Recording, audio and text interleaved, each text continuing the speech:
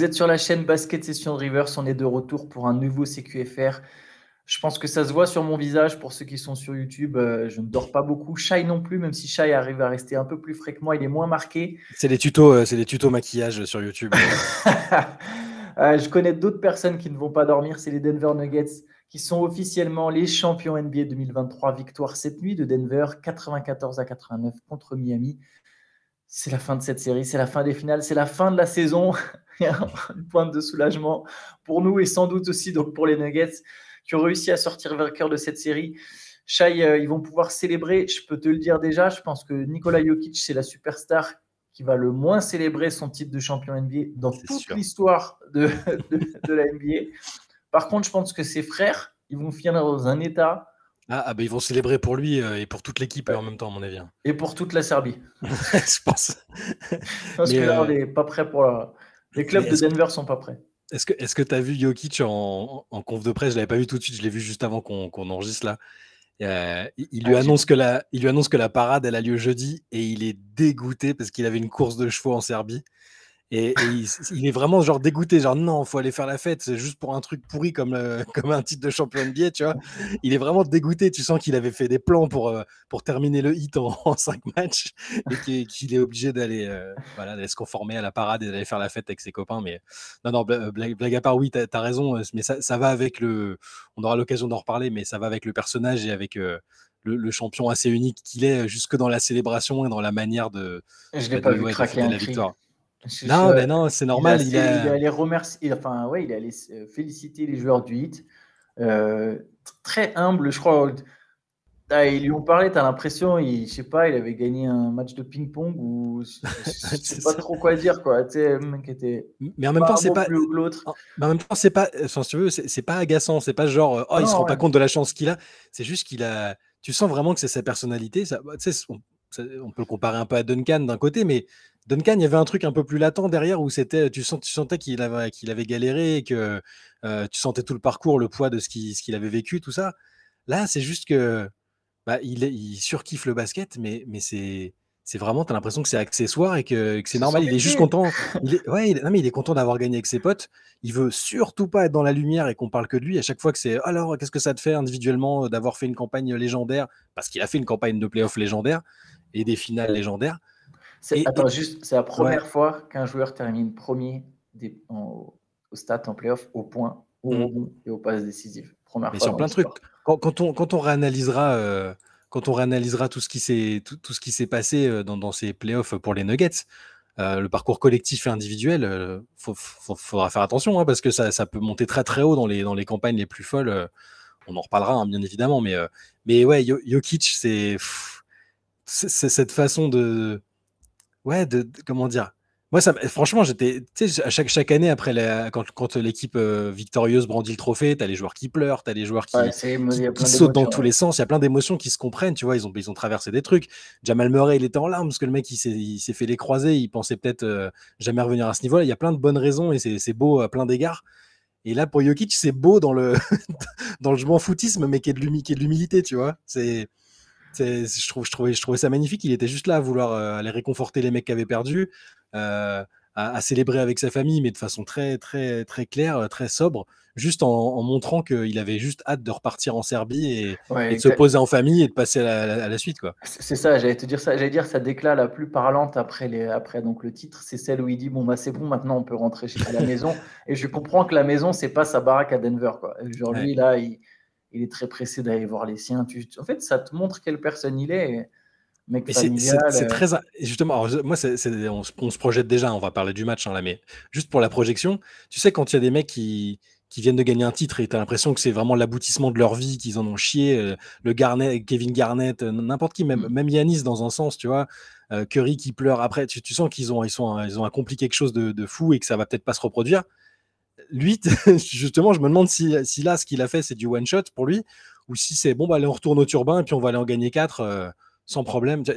Voilà, je suis curieux de voir ça, justement, avec cette personnalité unique qui est Jokic. Mais bon, maintenant, on peut peut-être parler du match. De toute façon, parce que ça va faire la transition avec le match. J'allais te dire qu'en fait, Jokic, de toute façon, il est tellement dominant.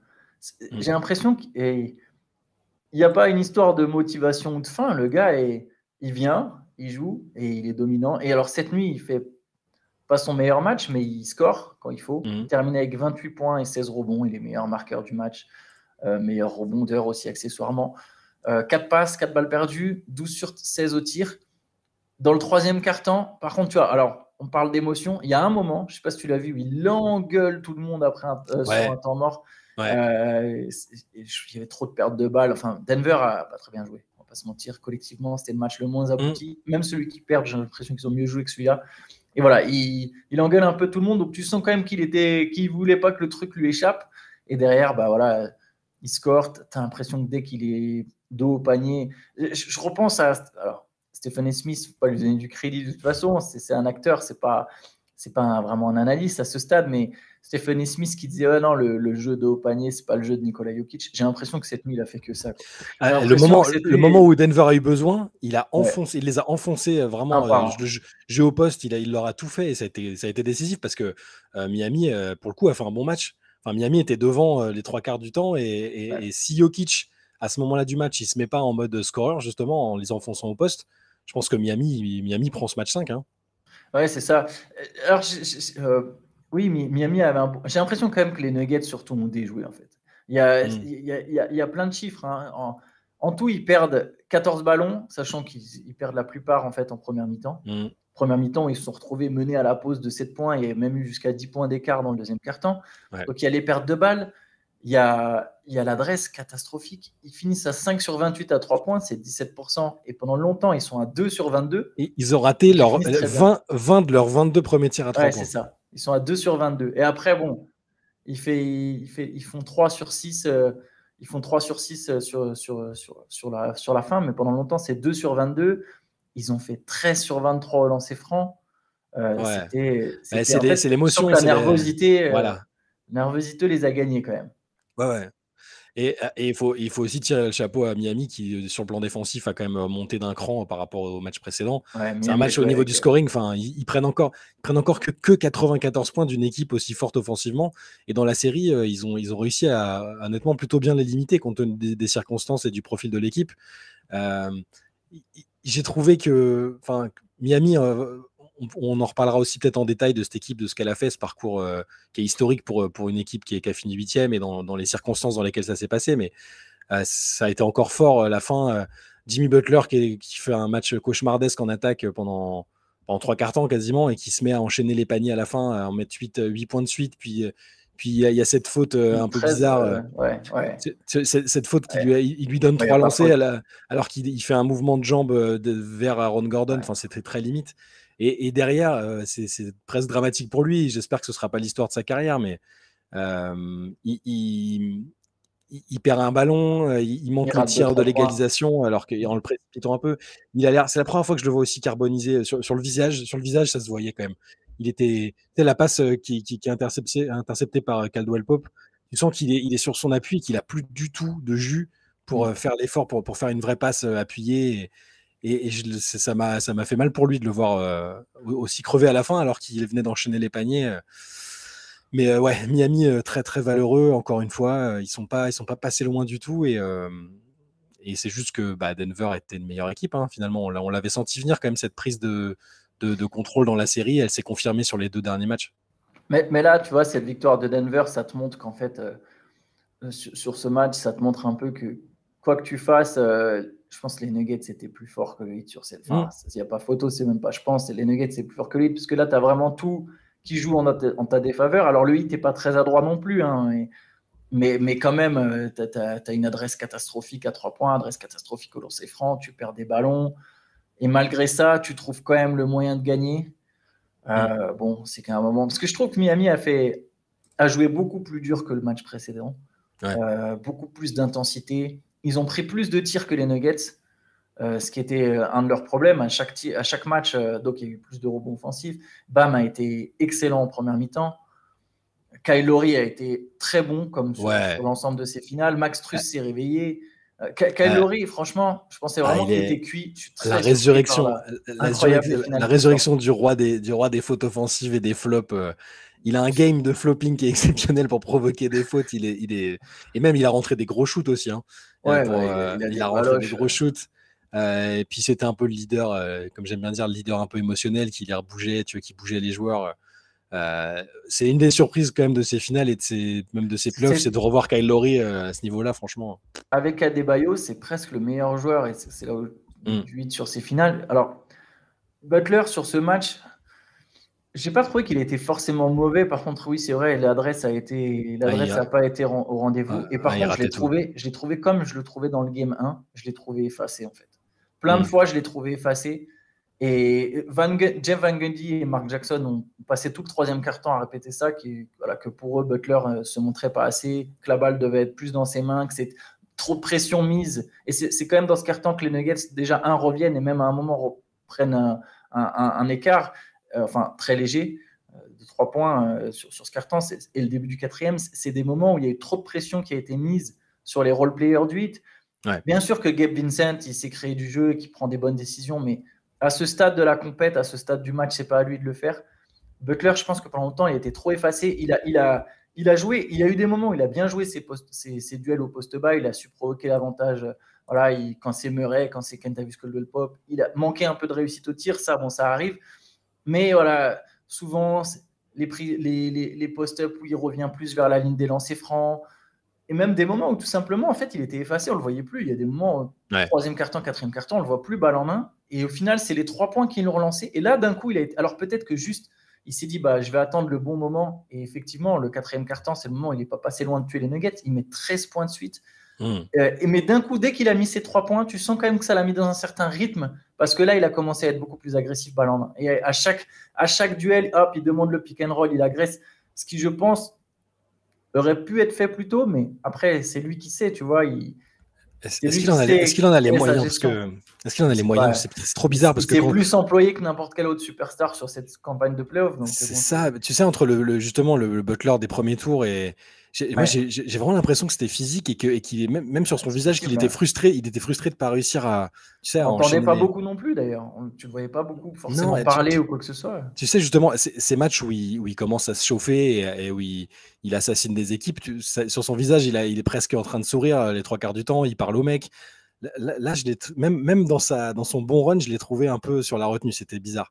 Lui, il n'utilisera jamais l'excuse d'une blessure ou du fait qu'il soit diminué physiquement. Mais moi, je serais pas étonné qu'on apprenne qu'il était vraiment bien gêné, bien blessé dans quelques semaines. Et ça changera peut-être rien au final, hein, mais c'est juste que c'était curieux de le voir aussi maladroit et surtout sur la fin. Je parle vraiment de la fin où je le trouvais physiquement incapable de réussir ce qu'il voulait faire. Sur les 2 dernières, sur la perte de balle, plus le shoot ultra précipité dans une position très très compliquée avec un mec qui arrive sur lui. Alors 3 points contestés. Il reste 15 secondes, enfin, il avait encore du temps de possession, c'était peut-être encore jouable de faire autre chose, mais bon, c'est facile depuis le fauteuil de dire ça, alors que lui, il est en train de jouer une finale NBA, mais ouais, sur ce match-là, sur cette fin de match-là, ça ressemblait à une fin où il aurait pu être le héros, mais au final, c'est presque encore les role-players des Nuggets qui l'ont été parce que le moment offensif de Bruce Brown. Ah, Bruce Brown encore. Chaque podcast, on le dit, chaque CQFR, on dit à quel point il leur a fait du bien, à quel point des équipes qui l'ont eu avant ont déconné comme les Nets. Ce rebond offensif, les lancers qu'il met à la fin aussi, le sang-froid. Le rebond offensif, c'est presque le game winner, hein, parce que c'est le dernier moment où Denver repasse devant. Quoi. Derrière, après, ils sont plus rejoints à Miami, mais plus un panier. Ouais, là, le rebond offensif à 1,30. Ouais, lui et Caldwell-Pope qui fait donc l'interception sur la passe de Butler, même si la passe est vraiment molle et que ça paraît pas être la plus difficile interception de sa carrière. Derrière, il va aussi sur la ligne, il les met. Ouais. Alors que Denver a été cata au lancer, tu vois, pendant tout le match. Et eux, bon, voilà, là, il y a du 4 sur 4. Je veux donner de l'amour aussi à Michael Porter Jr., qui a fait un très très bon match. Alors, il met pas. C'est ironique, c'est fou ce truc. Il met 3 points en 6 tentatives. Ouais. Le 3 points qu'il met, il est ultra important parce que c'est celui pour donner l'avantage à Denver dans le 3e quart-temps. Ouais. Et il le prend contesté, première intention. Début de possession, il y a Jokic à côté de lui. Le mec, il a raté tous ses tirs. Et Porter Jr., il doit avoir un pourcentage dégueulasse sur les finales. Et là, il a quand même le culot de le prendre. Et il le met. Et je trouve qu'il avait mérité de le prendre. Pourquoi je trouve qu'il avait mérité de prendre ce tir? C'est parce que tout le match, il est allé au rebond. Ouais, il a charbonné. Il finit à 13 rebonds, ouais. 13 rebonds, Ouais. donc il est en double-double. 16 points, 13 rebonds. Il est à 9 points, 8 rebonds à la mi-temps. Il est allé au rebond. En défense, il a fait les efforts. Et surtout, en attaque, il a été agressif. Il s'est comporté en scoreur. C'est quand même un match petit score. Les deux équipes ont de la maladresse. Les Nuggets surtout ont un basket brouillon. Parce que Miami, ça allait, mais les Nuggets, il y avait pas mal de pertes de balles. Donc, c'est un match où tu as besoin qu'il y ait des gens, tu vois, des joueurs qui soient capables de faire la différence. Lui, il l'a fait. Il s'est comporté en score. Il a agressé le cercle. Il a coupé vers le cercle. Je trouve vraiment qu'il fait son meilleur match des finales au meilleur moment au final pour Denver. Ouais, c'est sûr. Et ça va avec son évolution depuis cette saison-là où on l'a assez critiqué par le passé pour la manière dont il avait l'air de se considérer, alors que c'était un très jeune joueur, qu'il y avait déjà une équipe en place. Là, il a vraiment charbonné, c'est le terme. Hein. Il s'est vraiment donné en défense, alors que on en parlait vraiment souvent comme un joueur handicapé en défense presque, hein, alors qu'avec sa taille et tout ce qu'il a, il était capable de faire mieux. Et là, on l'a vu, il s'est battu au rebond. Il était vraiment dans un esprit collectif qu'on lui connaissait pas sur les saisons précédentes quand il était en mesure de jouer. Et forcément, quand tu as ce joueur-là qui est à peut-être troisième option, voire quatrième selon les soirs, quand Aaron Gordon a envie de scorer, ce qui n'était pas spécialement le cas ce soir, mais l'équipe, elle est juste trop forte sur le papier. En fait. Sachant que c'est un joueur qui a encore comment dire, une vraie marge de progression, en fait. Là, il y a un potentiel encore inexploité à la fois en attaque et en défense. C'est quand même un joueur qui ne joue pas encore beaucoup sur sa taille. En tout cas, il y a vraiment quelque chose. Lui a compris que l'enjeu le dépassait. Il a réussi à se morpher en role-player de luxe qui te fait gagner un titre. S'il continue d'avoir cet état d'esprit, il peut y avoir des très belles choses à c'est venir. C'est ça qui est intéressant aussi, parce que, encore une fois, là, c'est de la projection et on en reparlera plus en détail plus tard, je pense. Mais on parle d'un groupe là qui est jeune encore. Tous les joueurs ont l'air d'avoir encore un palier qu'ils peuvent atteindre. Même Jokic, en fait, il entre dans son prime finalement là. C'est l'âge auquel normalement les stars commencent à être championnes et à atteindre leur meilleur niveau individuel. Jamal Murray, il a évidemment encore une marge de progression aussi. Michael Porter, même Aaron Gordon, c'est des joueurs jeunes. Et c'est pour ça que c'est intéressant de voir Michael Malone à la fin du match. Et même après, il a récidivé en conférence de presse. Il dit non, nous, on n'est pas satisfait. Un titre, c'est cool, mais lui, il parle de dynastie même, tu vois. Et comme ça peut paraître, tu peux te dire qu'il se chauffe, il s'enflamme un peu parce qu'il vient de gagner. Mais quand tu réfléchis un peu, les joueurs, il n'y a pas de trentenaires dans le noyau dur à part. Enfin, si, il y en a, si tu veux, mais ils entrent dans leur prime où ils sont très loin d'être sur le déclin. Et il n'y a aucune raison qu'ils ne puissent pas faire au moins le back-to-back. Et c'est déjà un truc suffisamment difficile en soi. Le simple fait que je trouve ça crédible, je trouve que c'est déjà c'est la preuve que cette équipe a été superbement bien construite et qu'elle a des vraies chances de répéter. Ouais, après, j'ai l'impression que tu vois, on pourrait dire la même chose pour Milwaukee au moment où ils gagnent. Et depuis, ils n'ont pas regagné, tu vois. Ouais, mais même sur l'âge des joueurs, c'était quand même. C'était encore. Les Bucks étaient plus âgés au final, parce que les Middleton et Jrue Holiday et Brook Lopez. Ils ont déjà dépassé la trentaine au moment du titre. Mais par contre, non, mais c'est vrai, tu as raison. Quand ils ont gagné, on pouvait se dire, avec Giannis qui est à ce niveau-là et le collectif qui est aussi bien huilé, ils peuvent carrément gagner. Mais là, j'ai encore plus ce sentiment-là avec Denver, tu vois. Ouais, à voir. C'est vrai que cette ligue est tellement difficile. On le voit, s'il y a des champions différents, c'est tellement dur de créer une dynastie. Bon, après, en tout cas, ils ont des raisons de penser qu'ils peuvent continuer à gagner et il y a une très belle équipe. Maintenant, franchement, Miami perd 4-1. Alors, il y a 2 défaites de plus de 13 points sur les 2 matchs à Miami. Mais Miami a quand même fait une très bonne impression. Ils sont vraiment pas loin de le prendre celui-là. À la toute fin, il y a, on l'a dit, il y a les 13 points de Butler qui te font passer devant. Tu as presque l'impression qu'ils vont faire le hold-up. Butler qui, justement, à un moment lâche un ballon, mais pour le coup, c'était très bien vu. C'est le moment où il drive. Là, il fait la passe ligne de fond pour Max Strus. Max Strus qui a été bon hier soir. Et c'est là où c'est cruel pour lui, Strus, c'est qu'il rate le 3 points, qui aurait pu redonner là, pour le coup, un vrai avantage conséquent au hit. Il rate ce tir à 3 points alors qu'il a été bon tout le match, après avoir été désastreux depuis le début des finales. C'est un peu le sort du hit. Puis Butler, comme tu l'as dit, qui perd la balle sur la dernière possession où il a le drive. Bon, ça se discute, c'est pareil, c'est comme l'année dernière. S'il le met, tu te dis que c'est génial. Ah oui, non, son tir à 3 points, pour moi, je trouve que c'est un mauvais tir. Ouais. je, je, je veux dire, il se retrouve à prendre un espèce de tir à 3 points contesté avec Aaron Gordon sur le dos il y a 15 secondes. Il peut aller chercher autre chose. Il avait une possession pleine, il pouvait. Ouais, Mais Miami a eu du mal à créer quand même. Ils font une possession, ils violent les 24 secondes. Alors Denver défend bien, mais tu vois, dans l'ensemble, Miami, de toute façon, c'était un peu le constat. Moi, je trouve que c'est final pour moi. Malgré tout ce qu'a accompli le Heat, ça montre que si vraiment Miami veut gagner, il faut une star de plus. Et connaissant Pat Riley, je pense qu'il est à la recherche de cette star en plus. Kyle Lowry, quand ils prennent Kyle Lowry, le Heat espère quand même avoir un Kyle Lowry All-Star à ce moment-là. Alors, il a été excellent, mais tu vois, Kyle Lowry, c'était pas censé être un 6e homme au moment où il vient. Non, je pense que Miami va clairement essayer de se dénicher une deuxième star. Il y a des problèmes à la création. L'absence de Tyler Herro, elle s'est fait ressentir. Il était disponible pour le match.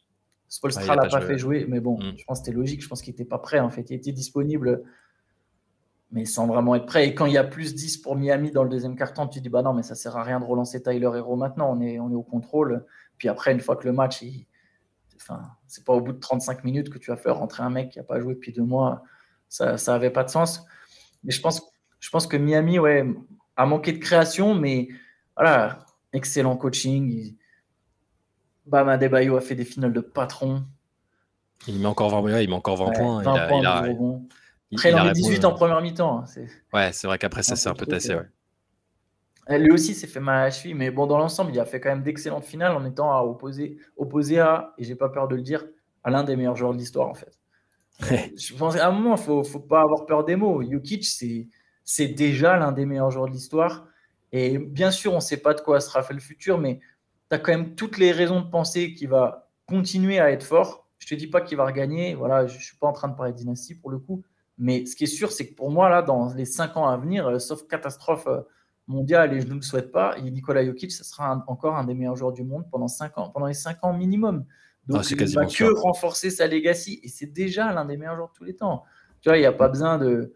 Sur le niveau individuel, la panoplie du joueur, on peut peut-être qu'on sera taxé de culture on va nous parler de culture de l'instant. Je comprends, mais à partir du moment où, quand on va réanalyser sa campagne de playoff, les équipes qu'il a battues, il s'est tapé Phoenix avec Kevin Durant et Devin Booker, les Lakers avec LeBron James et Anthony Davis. On peut trouver à chaque fois des choses qui expliquent que les Nuggets étaient au-dessus, mais c'est sidérant ce qu'il a fait statistiquement.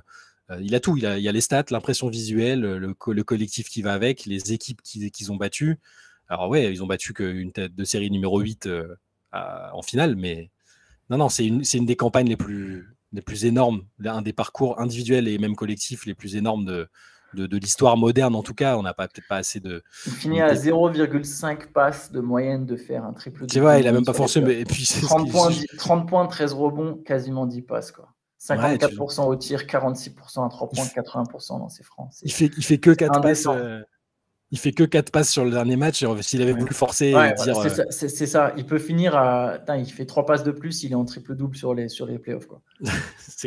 Sur 20 matchs, il est 18 fois en double-double, 10 fois en triple-double. Je pense honnêtement, statistiquement, c'est vraiment du jamais vu sa campagne de playoffs. Statistiquement. Après, on sait que le jeu a évolué et que du coup, les stats sont différentes. Il y a absolument plus personne qui va. C'est ça qui est bien aussi quand des joueurs arrivent à gagner leur premier titre. Il n'y a plus personne qui va dire ouais, c'est sympa, mais c'est en saison régulière. Ouais, mais en playoff, il est ça. Ouais, mais il ne sait pas défendre. Ouais, mais il est soft. Ouais, mais machin. Là, c'est terminé et je suis vraiment très très curieux de voir comment ils vont enchaîner avec ça et comment Jokic même lui-même va. Parce qu'il ne va pas se mettre à chasser des nouveaux titres de MVP. Il n'en a rien à carrer, c'est assez clair. Et je me demande comment il va. Est-ce que ça l'intéresse seulement d'être considéré comme l'un des plus grands avec plus de bacs, plus de machin? Je sais même pas. C'est ça qui est fantastique en fait. Non, lui, il joue au basket. Il est juste là pour venir jouer au basket. Et franchement, en tout cas, il nous a régalé. Il nous a régalé cette année. C'était un vrai plaisir. Ça fait très longtemps que les Nuggets sont une équipe belle à voir. Je ne sais pas si tu te souviens, avant même qu'ils soient vraiment candidats au titre. Il y a déjà quelques années, on se disait entre nous que c'était vraiment cool de regarder les Nuggets jouer. Et c'est beau d'avoir vu au final l'évolution de cette équipe. Et je trouve que c'est une très belle conclusion de la saison. Je ne suis pas supporter des Nuggets particulièrement. Honnêtement, ça m'est un peu égal. Mais je trouve ça beau. Je trouve que ça fait vraiment un beau champion. C'est l'éloge de la continuité, l'éloge de la confiance en un coach, en un franchise player. Et forcément, quand on est un peu old school et qu'on aime bien les constructions opposées et pas les super teams faites à la va-vite, bah on peut que être content de ce que ce soit Denver qui gagne. On aurait été content que Miami gagne aussi. Hein, c'est Oui, dire ce oui. qu'ils ont fait. Mais ouais, bravo les Nuggets, belle saison. En tout cas, que ce soit pour Miami comme pour Denver, on abordera plus en profondeur le sujet lors d'un podcast sans doute cette semaine. Je ne peux pas vous donner un jour précis, mais voilà, restez au contact sur la chaîne Basket Session. Il y aura très certainement un podcast sur Miami et sur Denver, ou sur l'un des deux. Nous, on se retrouvera quand même. Il n'y a plus de match, mais il y aura toujours un CQFR. Donc, franchement, n'hésitez pas si c'est un rendez-vous qui vous plaît. Et d'après les retours qu'on a, ça a quand même l'air d'être un rendez-vous que vous appréciez. Donc, tous les matins, il y aura un CQFR sur l'actualité. Et il y aura une actualité chargée. On le sait avec Shai, presque mieux que quiconque, que quand les matchs s'arrêtent, c'est là que le vrai boulot commence. La free agency, c'est du grand n'importe quoi. Alors, on dort peut-être un peu plus, mais c'est du grand n'importe quoi à niveau rythme. Donc, voilà. Donc, n'hésitez pas. Dès demain, il y aura encore un CQFR. On parlera de ce qui s'est passé en NBA. On trouvera des choses à aborder, des sujets à aborder. Et ce soir, il y a une late session où là, on pourra pareil faire un gros débrief un peu de la saison NBA et des Nuggets et tout ça et de ce dont vous voulez parler. C'est vous qui choisissez sur Twitch. Donc voilà, n'hésitez pas à passer dans le chat. Et bon, écoutez, je vous dis bonne journée et je vous dis à ce soir. Et puis toi, Shai, pareil, à ce soir. Hein. Yes, à ce soir. Allez, ciao. Ciao.